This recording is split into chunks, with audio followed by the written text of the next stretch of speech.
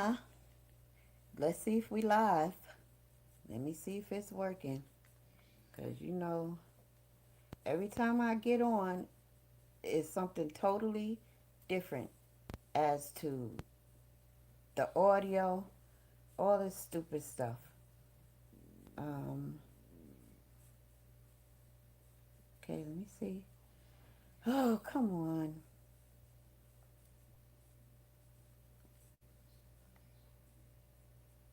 Oh, okay. I think it's good to go.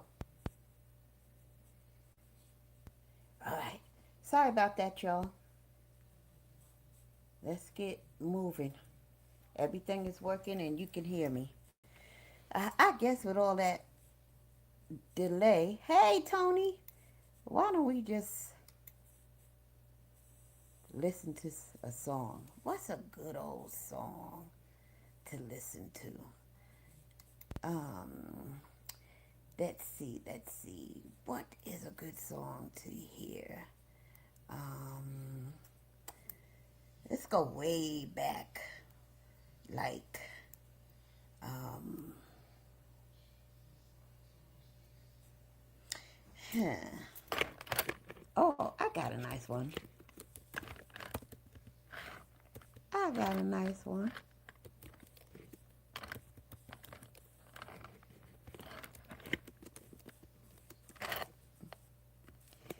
I got a real nice one.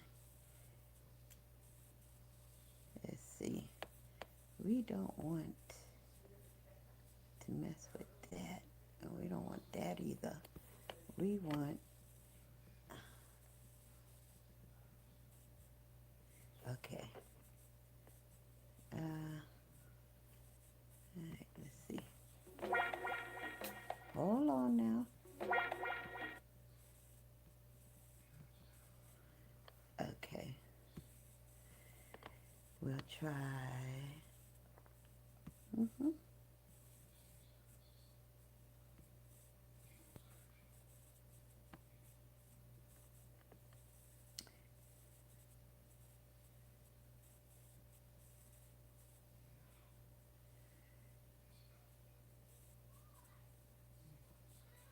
Um, I don't know. It's asking me in your address.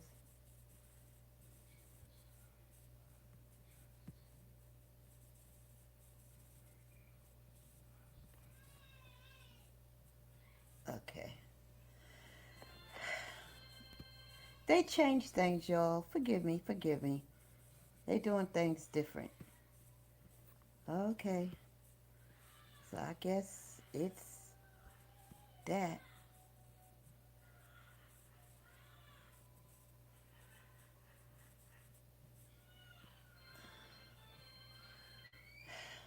Okay. They change stuff. Why do they do this? Because then I don't know.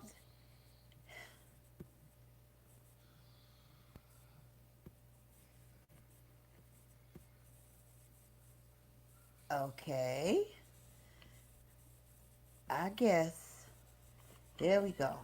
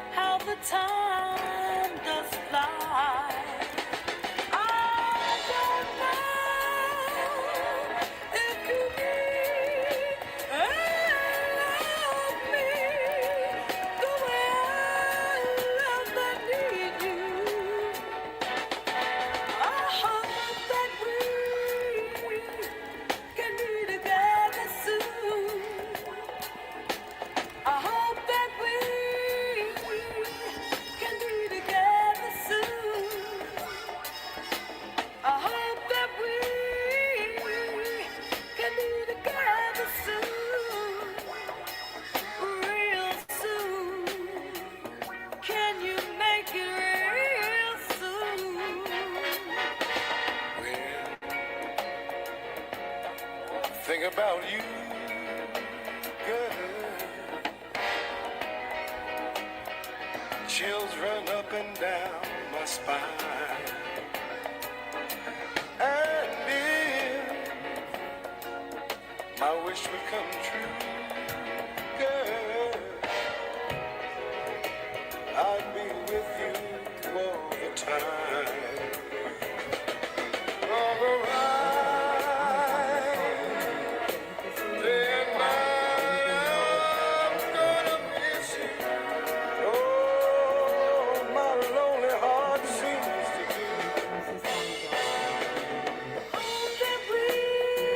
Maybe tomorrow,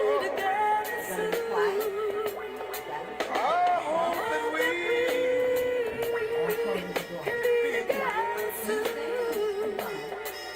maybe tomorrow can be together soon. But will you make it real soon? I can't wait. Can you make it real soon? I can't wait. I hope that we can be together. I swear I can't wait any longer. Every day my love grows stronger. Oh, baby. And I'd like to make it. Wasn't that one real nice? That's a real nice one. Oh, okay. Remove this one. All right. Hey, y'all. All right. Without further ado, we're going to get right into it. Yes, we are. Because I've been away for a long time, and I know y'all don't want to hear my thoughts on anything. Y'all want to hear this book. And here it goes as soon as I can find my page. 438. Yep.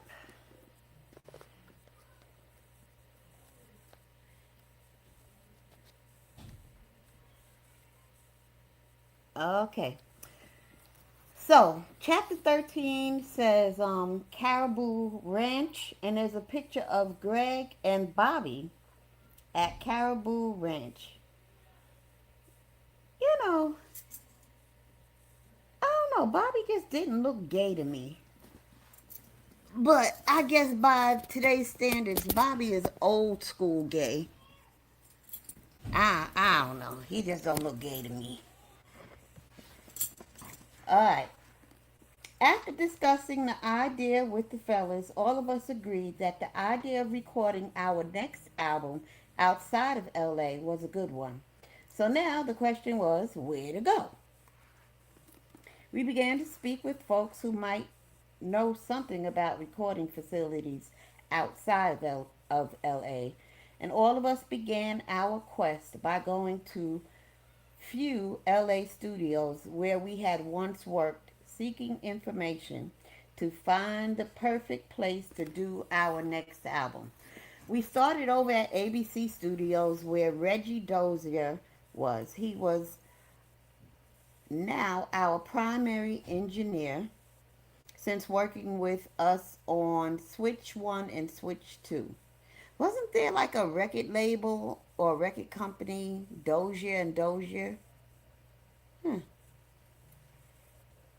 We also went over to ask Art Stewart and Bob Robert Talley at Hitsville, which was Motown's recording studio, which was exclusively used for Motown artists.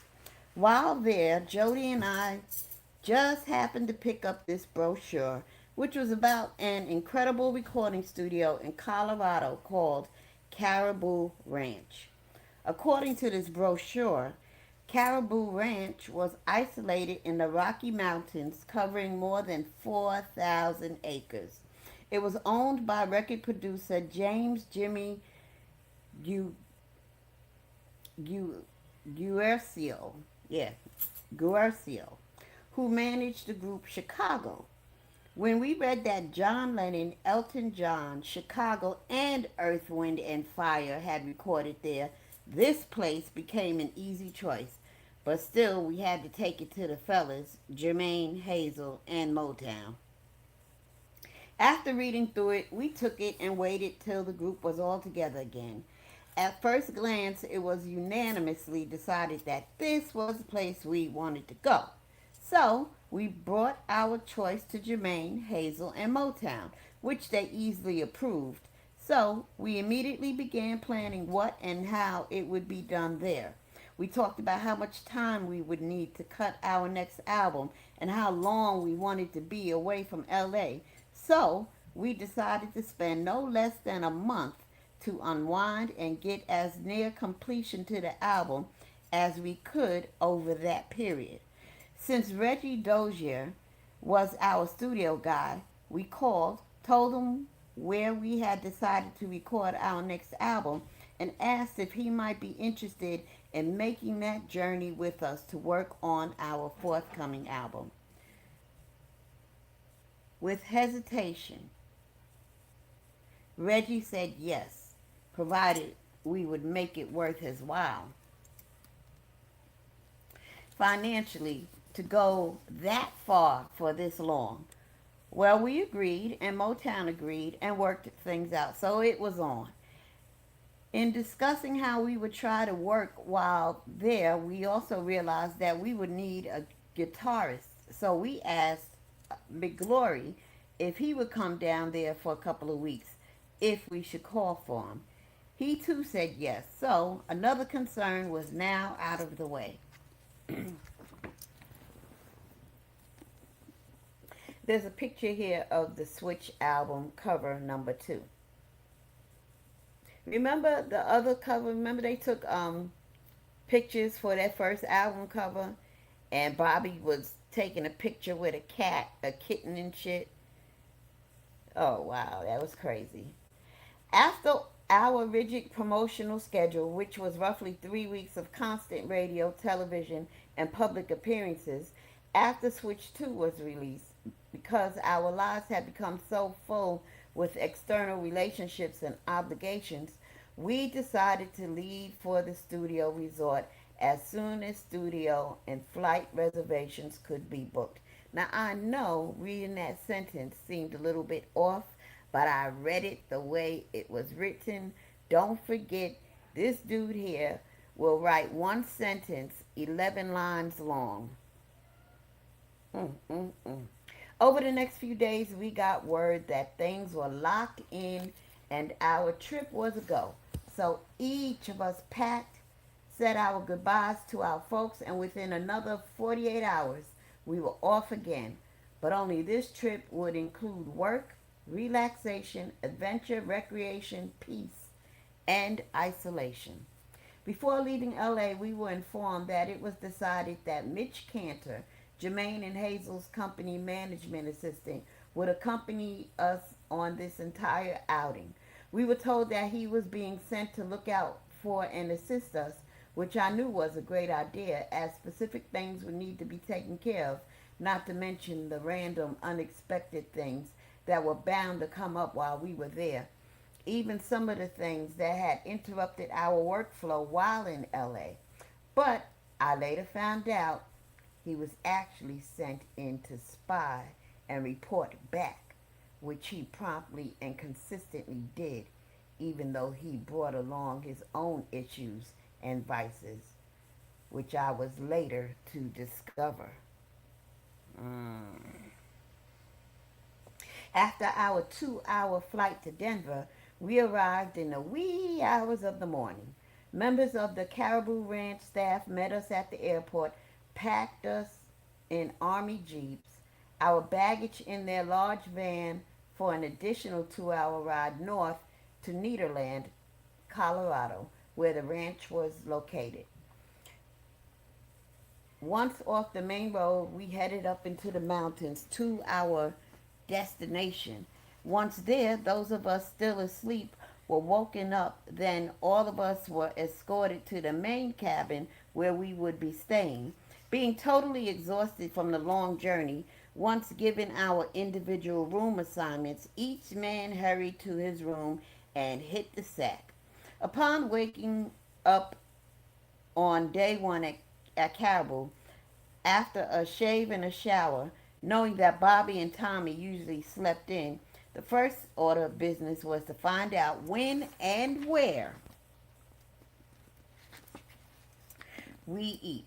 So, after confirming that our bags had been placed outside of our doors while we slept, as promised, I then called Philip, Eddie, and Jody to see if they were up and Adam too, which they all were. So, we decided to get dressed and meet downstairs in the large receiving room in the center of the cabin, where we had congregated last night before getting room assignments. I then called Mitch, who was booked in a smaller one room cabin on the property. He too was up and moving around, so I invited him to join us at breakfast, which he accepted. Once there, we were again greeted and each given a pamphlet which provided a menu and guest information, which spelled out all of the available in cabin and on site amenities, and stated that breakfast was served from 6 to 11 a.m., lunch was from 12 to 3 p.m., and dinner was from 4 p.m. to 8 p.m. daily, down in this large mess hall in the main cabin. But one could also order meals and snacks and have them brought to your room throughout the day, so we opted to start our day in the mess hall. As our hostesses prepared to take our food orders, she explained each food item on the menu was available up until 8 p.m. So, instead of coming down for meals, we could also pre order and it could be brought to our rooms. Since a few of us had made it down there, our orders were put in. And while we waited for the food to come, she took the time to go over a different pamphlet containing much of the property information we had initially seen in the brochure. She told us how many acres of land this place actually covered, how long the ranch had been a private recording facility, and some of the names, artists, and producers who had visited and worked there before, among other Caribou Ranch history. After breakfast, Philip, Jody, Eddie, and I stepped outside to check out the place. The entire scenery was breathtaking. Looking around and checking out as much as we could of this huge property, among many other things we discovered, besides the main cabin, there were also individual cabins, which, like the main house, they too came with daily maid and food service. Humongous, surreal in all hours for the time of our stay. Hmm, sounds like a real nice place, right?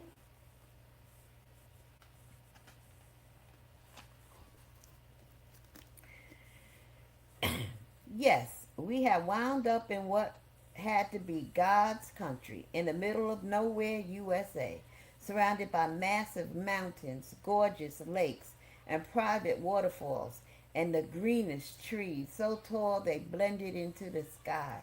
We were now far removed from the demands and distractions of LA life, which had as of late consumed each of us, and we found refuge within these elegant, peaceful surroundings. And we were here to make music, which we loved. And after a couple of hours of exploration, we wound up in the incredible state of the art studio where Bobby, Tommy, Mitch, and a few more ranch staff joined us. Although we weren't ready to begin recording that day, we spent about an hour checking out the rooms, the recording equipment, the available instruments, and even the external view, as much of this place had see-through walls and doors. Hmm. Yes, this place and the folks who ran it turned out to be awesome, individually and collectively. We spent most of the day exploring and getting familiar with our surroundings and relaxing in our rooms or in the lobby before coming together in the mess hall at dinner time, where we laughed, joked, and shared info we had learned throughout the day. After dinner, it was a little chilly outside, so, with the exception of those who chose to go to their rooms, the rest of us sat around this huge fireplace, listening to one of the staff tell about experiences there on the ranch with past celebrity guests, until one by one each band member made his way to their rooms for the night. On the Afternoon of day 2, as expected, Reggie Dozier showed up there, and soon after his arrival, check-in and a meal, we went right to work, checking out and preparing the studio for the initial recording to begin the next morning. From our second full day away from LA, it became clear that all of us felt at ease and creative. Everything we desired was made available to us at the ranch. Meals in bed to fishing, horseback riding, hiking, women, and even drugs. Yes, I believe unknown to Jermaine and Hazel, and definitely to us, that Mitch was a functioning cokehead. Mitch was a young Jewish guy who was maybe a little older than Jody, recently hired by Jermaine and Hazel to work side by side with them at their company. Young folks. So other than the fact that he seemed like a cool guy, we too knew little about him before he was assigned to go with us. Well, turned out that Bobby, Tommy, and I had a comrade on campus, which I stumbled up upon after a few days on the ranch. Once me, Bobby, and Tommy's stash ran out. Hmm. Jody, Philip, Reggie, and I were in the studio, and when Tommy was needed for a vocal part, there was no one to go get him, so I opted to. And as I began to look for Tommy, it suddenly dawned on me that Mitch, who would at least be in the studio most of each session, had not been around all day. So, after looking for Tommy at his and Bobby's rooms and throughout the main cabin to no avail, I went to Mitch's cabin to see if he knew their whereabouts. Once there, I knocked on the door for a short bit, but there was no answer. So I stopped and began to walk away. And when I saw a movement past the front window, assuming that my knocks had not been heard or he had been in the bathroom, I turned and began to knock again. It took a while. Oh, Lord Jesus. And a lot more knock. You know what? I'm being distracted by a 3-year-old. I'm sorry, y'all. Let me tell her. She's never this noisy. Ever.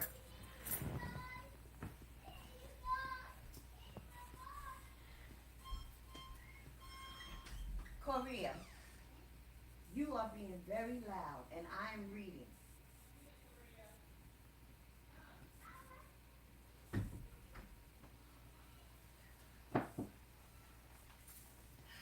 Jesus. Sorry, y'all.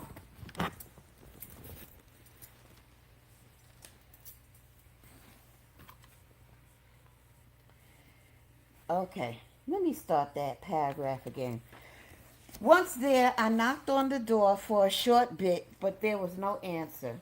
So I stopped and began to walk away when I saw a movement past the front window. Assuming that my knocks had not been heard or he had been in the bathroom, I turned and began to knock again. It took a while.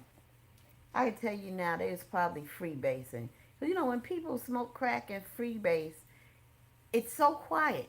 It could be 20 people freebasing. There's no conversation.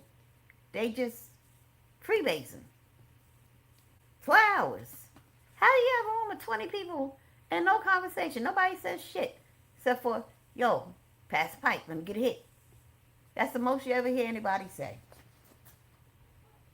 It took a while and a lot more knocking, and Mitch finally cracked the door, asking in a shaky voice, "What's up, Greg?"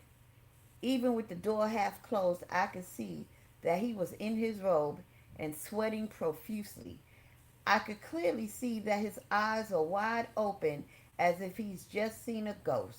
They were bloodshot, glazed over, and his mouth was twitching.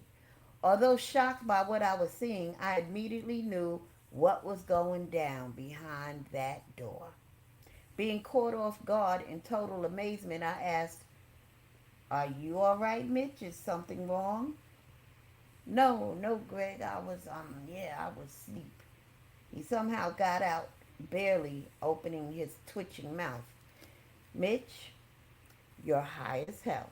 Man, I could tell you're in there getting high. Can I come in? I asked as I began lightly forcing the door open. Without a word, he stepped and made room for me to enter. Once inside, my eyes immediately saw a vial, a glass pipe, screens, a small torch lighter, baking soda, a 12-ounce bottle of ether, and lastly, a baggie filled almost halfway with cocaine on his living coffee table. Yes, all of the ingredients needed for a serious freebase party right there. Yep, told you. That freebasing was something else, man. Whew. On one hand, I wanted to and was about to ask, can I join him? But on the other, I knew I had to get my ass back to work in the studio. In shock from discovering Mitch's secret, I wasn't quite sure what the hell to do when suddenly he pulled another smaller pipe from his pocket with a nice size hit already on it. That temptation, boy. Which he quickly extended his hand, giving it to me. Now it was too late. The decision had been made for me. I grabbed the pipe, took that first hit, and it was on. Mm, mm, mm. Wow. Without many words passing between us. See, I told you, they don't ever say shit when they freebasing. Which honestly, I would not even remember at gunpoint. He and I sat smoking until the batch he had already cooked up disappeared. Just as he was about to cook some more, there was a knock at the door. We both looked at each other and quickly tried to clear the table so whomever was knocking would not catch us in the act as I had done with him. The knocking continued and got louder until Mitch cracked the door to find Jody standing there looking for both of us. Damn. High as hell, I hurried to my feet, told Mitch to find Bobby and join us in the studio as quickly as he could, and started out of the door. Jody, overhearing what I said to Mitch, quickly said, Bobby's already there, man. We were just waiting for you so we can come up with a plan of action for who and how the room would be used over the next week. So, Mitch, you can just come to the studio when you get ready.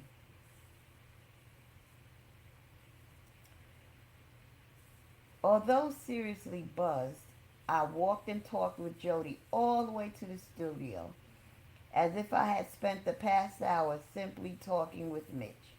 I'm not sure anyone knew that I was high that day, but I sure did. And I also now knew that Mitch was a bigger free base head than me, Bobby, and Tommy put together. With our secrets out, Mitch would sell and supply me, Tommy, and Bobby with cocaine now and then throughout the rest of our stay at Caribou. Wow. After becoming totally familiar with the studio equipment, the next days were long and we were getting the recordings in, coming out with probable hits, but definitely great music. Each band member brought ideas and songs which we had already written to the table, but we also came up with and recorded a few new ideas right on the spot. As our basic tracks began to take shape, as discussed back in LA, we knew it was time to send for McGlory, who had already agreed and was waiting for that call from us. Once we put Mitch on the case, Michael's flight and cabin arrangements were made, and he arrived some 48 hours later and began to add and take our music to another level. Due to the seclusion in this very special, gorgeous place and the pampering to nearly our every wish by the staff, our heads, and music began to clearly get stronger and bring us closer as a group and as brothers. Okay, let me move over a little bit. Ooh, that vent is something else. Hold on, y'all. Let's shut this AC vent. It's too cold.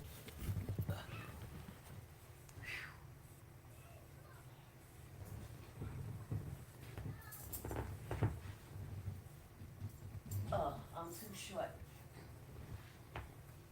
I hate being short. I ain't a midget. I'm just 5'2" and not able to reach shit all the time. Alright.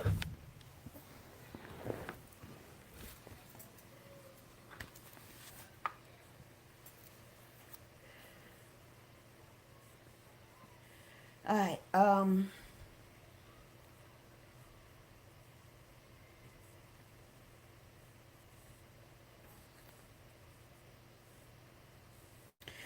once we put Mitch on the case, Mitch's flight and cabin arrangements were made, and he arrived some 48 hours later and began to add and take our music to another level.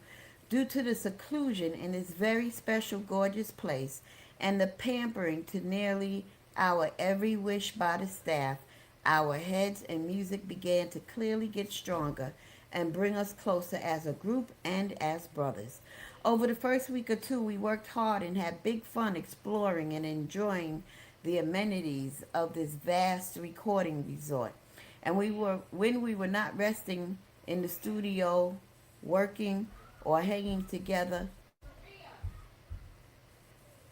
I don't know why this child is so loud. She's, know what it is? I am her forever playmate. And being that I'm not playing with her and I'm in here reading to y'all, she's acting up. Mm, mm, mm. All right. Sorry, y'all. That is vast. When we were not resting in the studio working or hanging together in the main cabin, we would take total advantage of the various amenities available to us. On the vast acres of Caribou Ranch was, among other awesome sights, a gorgeous, huge private waterfall which spilled into this big lake filled with fish. It so happened that Reggie and Jody loved to fish, so throughout our stay, they would frequently make time to relax and enjoy themselves there when we were not in the studio. Surprisingly, Bobby would join them there, and Eddie and I might play chess or go horseback riding. Philip and Tommy would also find different things to do since this incredible place offered so much. Caribou Ranch was filled with wonder, amazement, and good times for each of us. Although we were having big fun in the studio and hanging together like we used to when we first became a group, a couple of us began missing our loved ones and wanting to share this beautiful place and time with them. So one evening over dinner, Tommy brought up the subject of wishing Duck was here. Ooh, remember Duck? Wasn't she killed by a serial killer? At one time, each of us chimed in, and that started a discussion, ending up with a quick decision that Mitch would check the possibilities of how and if we could have our then spouses join us.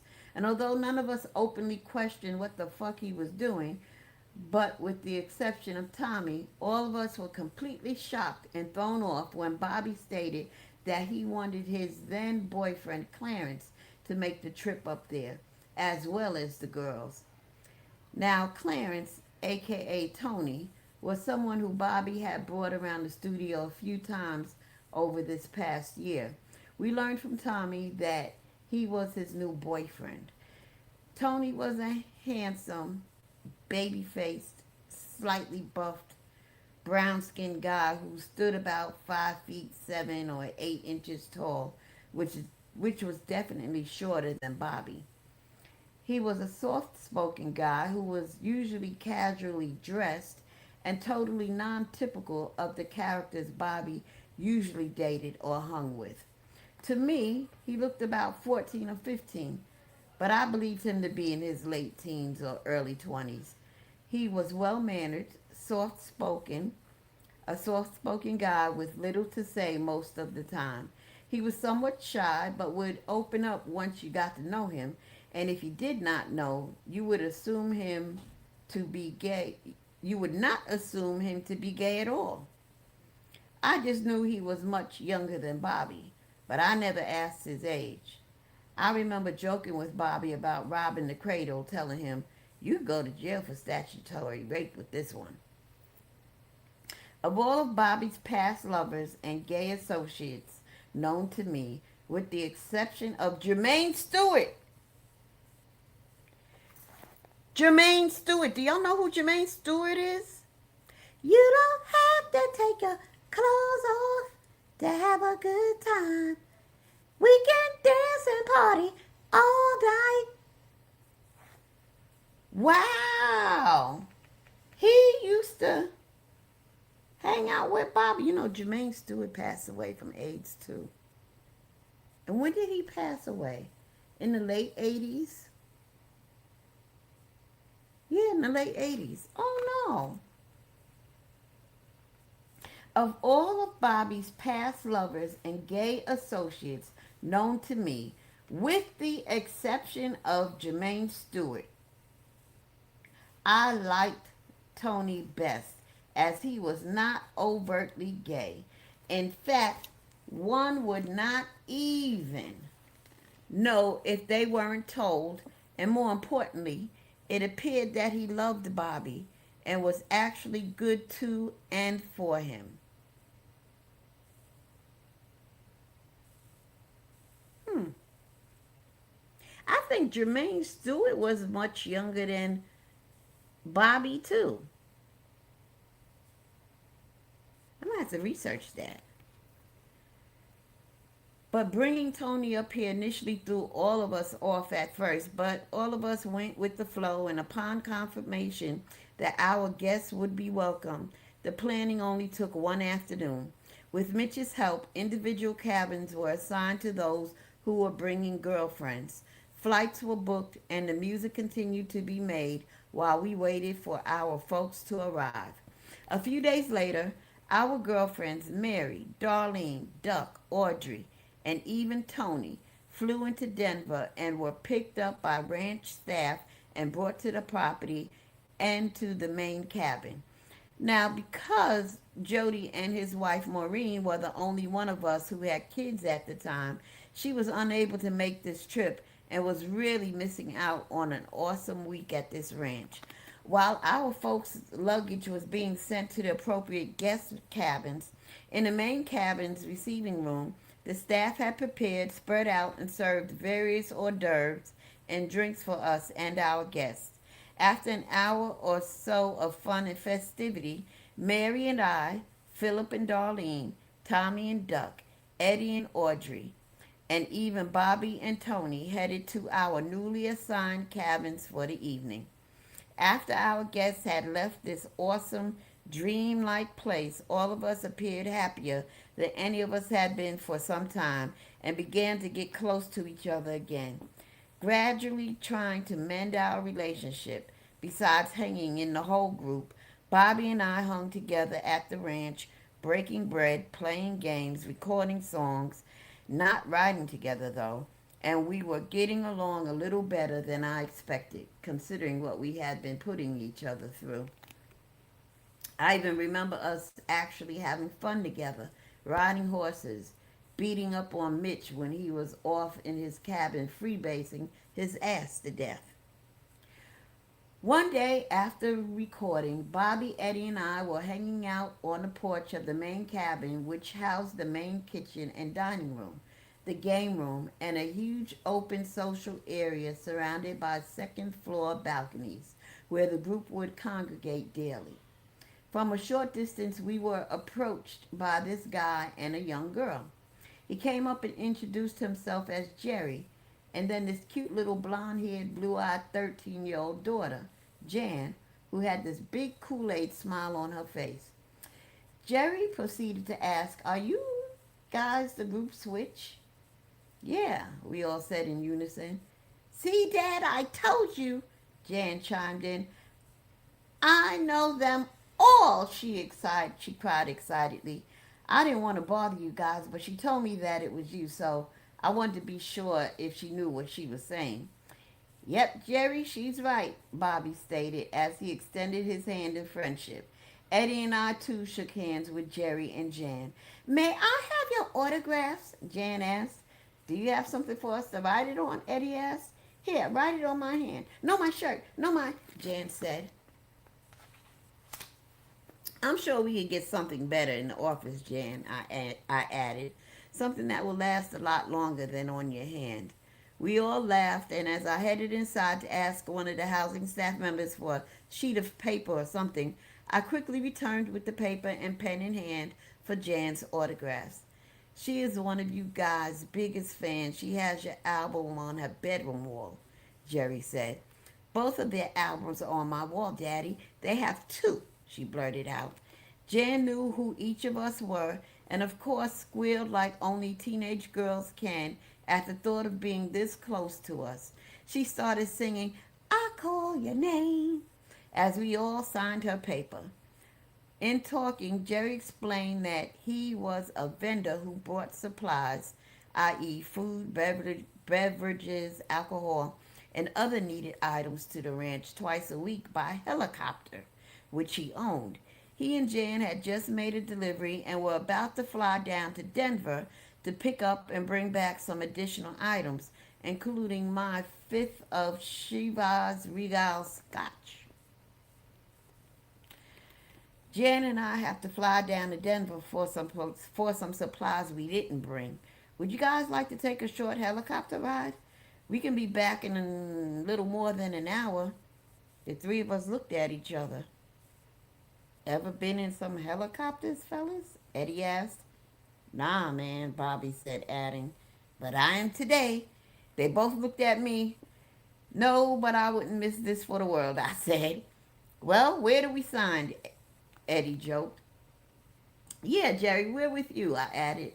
"Just let me get a jacket and a few bucks for my cabin." "Yeah," agreed Bobby and Eddie. Jerry and Jan headed around the big cabin towards the helicopter, while the three of us ran off to our cabins, picked up a few things, and quickly made it to where the helicopter was parked. And while strapping in, the three of us were clearly excited to take this adventure. I thought about how nice Jerry and Jan were, and about my surprise in learning that this little white girl not only knew us on sight, but was actually a fan of our music. Jerry flew over the most awesome scenery I had ever experienced in my life into Denver Airport. He picked up his van and drove to the store where he would do his shopping, which happened to be inside of the big shopping mall. Jerry told us that it would take him a short while to do this shopping and offered the option of our joining him or hanging in the mall. If we wanted, Jan could be our guide and escort us around the place. We all agreed, selected a time and place to meet back up, and he went his way and we went ours. Jan was too excited as had been the three of us. She told us, "My friends are gonna just die when they find out I was with you guys."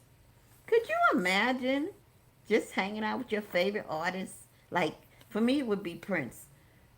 I couldn't imagine just giving Prince a tour around the mall. Jesus. The four of us continued to walk through the mall until a group of girls, appearing slightly older than Jan, spotted us and started screaming while running up to us. As Bobby, Eddie, and I began to talk with and sign autographs for these girls, the crowd grew right there in the center of the mall. Young and old, male and female, black, white, Mexican, and others popped up out of nowhere. Suddenly, I realized that the three of us were surrounded and signing anything these folks could get their hands on. I grabbed Jan's hand and had her stand between Eddie and me as the commotion increased. It just so happened that we had been stopped by the girls a few stores down from a major chain record store. After various people ran in to buy Switch albums for us to sign, the record store manager was told that we were in the mall. He came out, burst through the crowd, and offered us shelter in his store and an isolated area if we wanted to continue signing autographs. It suddenly dawned on me that Switch had to be pretty big in Denver to receive this kind of reaction from Jan and at this mall. Wow. There's a picture here of them in Billboard magazine of May of 1979. And then here's another picture of them when they were on Soul Train with Don Cornelius. Yeah, Bobby didn't look gay to me. He just looked like a pretty light skinned dude, you know? He didn't look gay. Being the humble people that we were, it really didn't occur to me then that Switch was this big all over the country and in other parts of the world. In all of the ruckus, we missed our deadline to meet Jerry. While looking for us, he saw and followed the still growing crowd and found us in the record store. Needless to say, the record store manager had the now assembled more security staff handling crowd control and finally whisking Jerry, Jan, Bobby, Eddie, and me out of a side door to the van so that we could make our getaway. Back in the helicopter, we were silently all smiles the entire 25 or so minutes it took to reach the ranch and exit the aircraft. Back on the ground, we laughed with Jan and Jerry while Caribou kitchen staffers unloaded the supplies from the helicopter. This wound up being the trip of a lifetime. Eddie, Bobby, and I then said our goodbyes and went into the main cabin to see who was around as we could not wait to share with the others the details of our outing. That day wound up being good as camaraderie was the vibe of the day, even for Bobby. During most of this outing, his relationship with our musicians, engineer Reggie Dozier, and the Caribou staff was less than desirable, but from time to time I could see he would try to shake that negative spirit.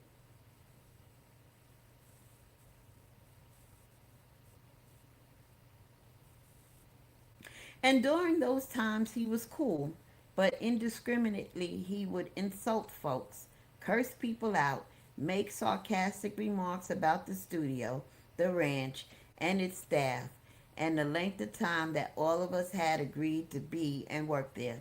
Sometimes he would refuse to play on songs he didn't like and acted like a real ass. When out of hearing range, he would complain to no end about most things, including Jody's song attempts.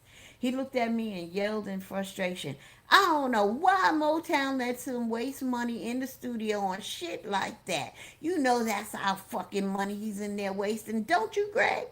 I can't keep singing on that shit, and I won't keep my mouth shut much longer either. Once in his zone, if Bobby wasn't complaining about Mitch, Jermaine, and Hazel's assistant manager being locked in his cabin trying to smoke up all the cocaine in Peru, which, by the way, Bobby, Tommy, and I were also guilty of doing, he was complaining about not having transportation to get away from the ranch when he wanted to, or the fact that the main kitchen closed at a certain hour every night, even though there was access to snacks and beverages of our choosing available 24/7. Yes, he would argue, complain, cuss, and fuss at everything and everyone at random. And from these random outbreaks, no one was exempt as the anguish he caused escalated daily till everyone complained, including Tommy, me, and a few of the Caribou staff. No one else could take any more, and we were happy this trip would soon come to a close. In our last week there, Motown sent Shelley Berger, Suzanne DePass, Colston, Tony Jones, Nancy Leviska, and an entire film production team to Caribou Ranch to shoot a documentary of our outing. I recall there was a stylist who brought us loads of clothing for each of us to try and ultimately select a couple of outfits for us to wear in the shoot. And although that day was filled with serious work, it was probably the most fun day we had as a group throughout our entire time there. We stayed at the ranch approximately 1 month, and when our reserved time ran out, we left Caribou to complete and wrap up what we'd started there.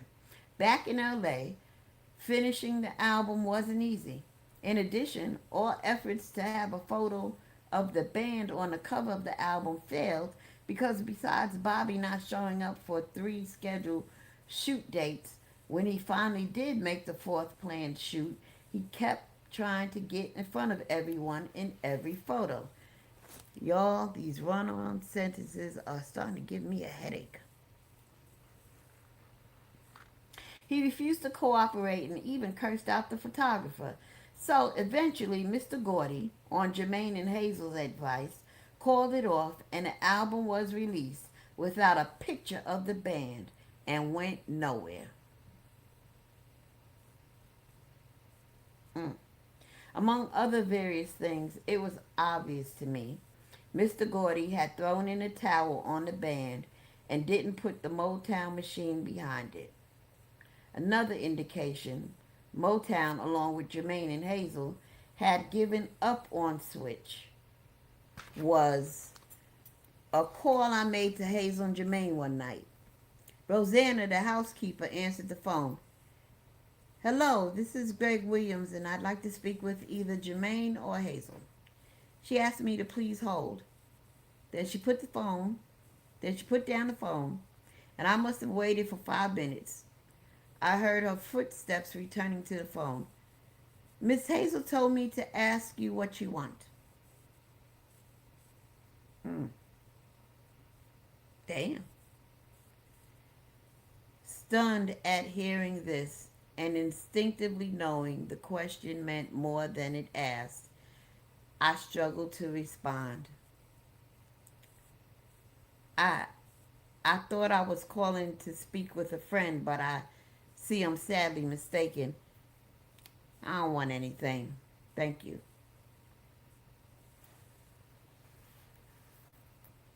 Bitch. I hung up the phone and sat in my living room, reeling from the shock and callousness of Hazel's directed response. What could I have done to deserve that? Was it me or all of Switch? I asked myself. I did not understand how a supposed friend could just shut me out with such nastiness. While sitting there dumbfounded and dazed, it came back to me that all communication with Jermaine, Hazel, and Motown had abruptly come to a halt 3 years ago when during contract negotiations. I refused to give up ownership of the group name.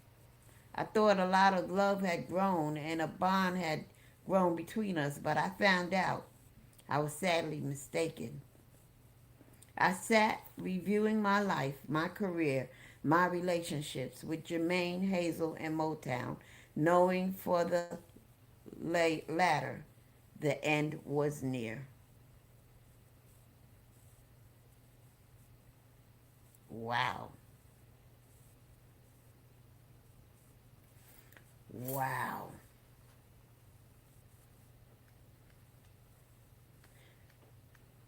That was chapter 13. All right. Before the weekend is out, I will be back with chapter 14. It's 14, 15, 16, 17. 4 more chapters to go. Thank you all for tuning in. I'm pausing because I can't get over Hazel. What a Cold bitch, man. Damn.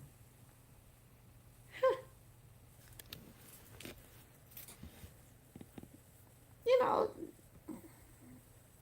I don't know how people can treat people like that. But it is what it is, I guess. Mm, what a downer. I don't want to end on that note. Let me play a song. Let me end it. Oh, what are you doing? Come on now. Let me see. We might as well find a song to end it with that's appropriate for what we just read. Because this chick, wow.